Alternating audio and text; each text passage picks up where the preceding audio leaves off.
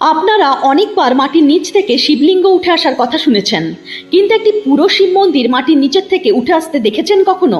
এই চমৎকারটি হয়েছিল 1997 সালে কর্ণাটকের বেঙ্গালুরু শহরে অবস্থিত কুথুমালেশ্বর মন্দিরের সামনে একটি ফাঁকা স্থানের মধ্যে এই ঘটনাটি ঘটেছিল।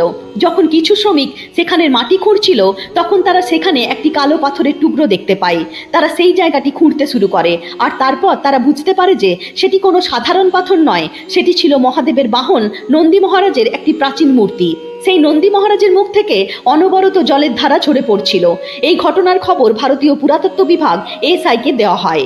এসআইয়ের টিম যখন সেখানে পৌঁছায় আর খোঁজ করা শুরু করে, তখন তারা জানতে পারে যে নন্দী মহারাজের সেই মূর্তি 1000 বছরেরও বেশি পুরনো। সেই স্থানটি যখন আরো খোঁড়া হয়, তখন যে দৃশ্য সামনে আসে তা সবাইকে অবাক করে দেয়। কারণ নন্দী মহারাজের নিচেই পাওয়া যায় একটি পুরো শিব মন্দির।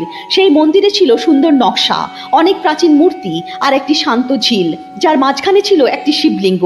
সব থেকে আশ্চর্যজনক বিষয় ছিল যে নন্দী মহারাজের মুখের থেকে যে জল পড়ছিল তা সোজা শিবলিঙ্গের ওপরে যেয়ে পড়ছিল। না কোনো পাইপলাইন, না কোনো জলের স্রোত, তবুও সেই জল গঙ্গা জলের মতো শুদ্ধ ও নির্মল।